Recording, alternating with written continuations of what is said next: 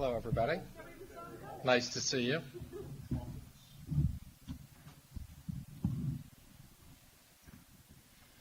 Glad to be here with all of you.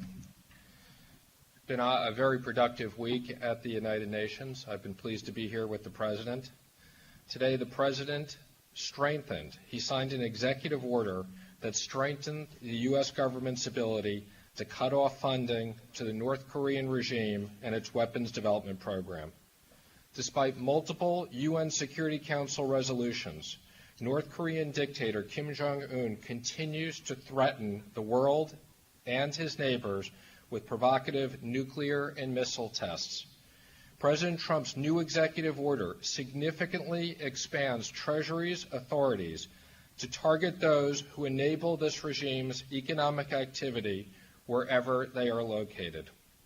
For too long, North Korea has evaded sanctions and used the international financial system to facilitate funding for its weapons and mass destruction and ballistic missile programs. No bank in any country should be used to facilitate Kim Jong-un's destructive behavior. This new executive order will authorize Treasury to impose a range of sanctions such as suspending U.S. correspondent account access to any foreign bank that knowingly conducts or facilitates significant transactions tied to trade with North Korea.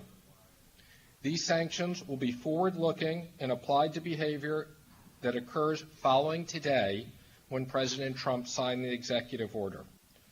Foreign financial institutions are now on notice that going forward, they can choose to do business with the United States or with North Korea, but not both.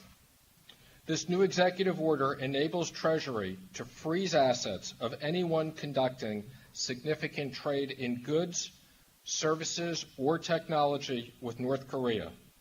It also allows us to freeze assets of actors supporting North Korea's textile, fishing, IT, and manufacturing industries.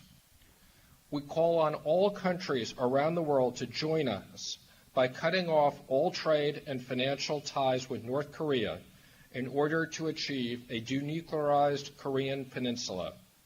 As President Trump stated in his speech to the UN General Assembly, it is time for all nations to work together to isolate the Kim regime until it ceases its hostile behavior. We will continue to work with our allies and partners to stop North Korea from using the global financial system to further Kim's reckless behavior. Thank you, and I'd be happy to take a few questions. Secretary, definitely some orders. Can you explain how this will affect China specifically, and what kind of discussions you, your counterparts, or others in the administration have had with them about this? Well, let me comment. I had a very productive conversation very early this morning with Governor Zhou at the PBOC, the People's Bank of China, and how we are going to work together. This action is directed at everyone. It is in no way specifically directed at China, and we look forward to working very, very closely with them. China is the biggest trading partner. Mr. Secretary, can I just read a quick section of the EO? I want to understand what's Yes. happening.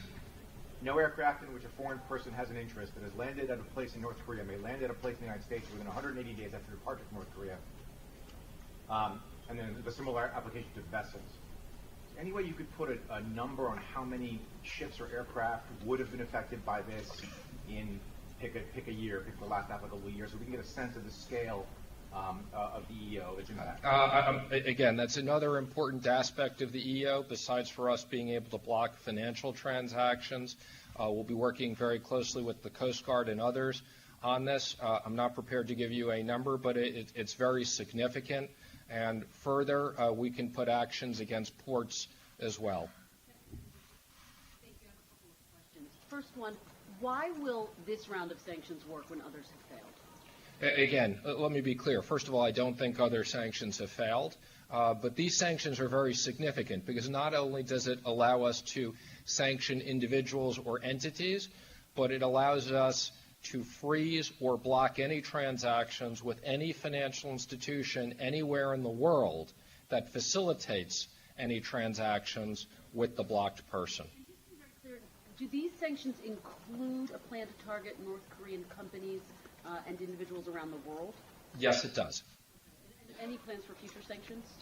Again, I will never comment on future sanctions, but we will continue to review all options. Rule it out in the coming days? Does this represent in any way a rejection or a moving past UN Security Council? No, I don't think in any way. We very much appreciate the UN Security Council resolution and the unanimous support to that. This goes beyond it. What does this do that you couldn't get done through the Security Council? Again, as I've mentioned, this allows us to block any financial institution that doesn't follow through on the UN sanctions or our additional sanctions. Yeah, over here. When do you expect, sorry, when do you expect to make designations under this authority? Again, we'll do designations on a rolling basis. They obviously start with all activity today, so this is forward-looking. This is not backwards-looking. Secondly, sorry, can you say more about your discussions with the Central Bank of China? What do you understand the scope of their order? Again, those conversations are confidential, but as I said, I had a very productive conversation with them this morning. Jonathan Miller, FAP. Piggybacking on that, is there anything, just the timeline of it? Have there been previous negotiations leading to this point with the bank in China? No, there were no previous negotiations. First time we discussed it was early this morning, our time. Who broached the subject first? I did. I called them to alert them of this in advance, given their close cooperation with us. Thank you. It's Margaret Tollive with Bloomberg. So I wanted to ask part of the same question, which is that China had given some indication a week and a half ago or so of some action. What they did today is completely separate from what they had indicated earlier. And again, I'm not going to make any comments about what they did earlier, but what they did today, I assume, was as a result of our conversation. Can I ask my other question? Well, why don't we come back to you just so we can get other people in here? Paul Stoney from the Wall Street Journal.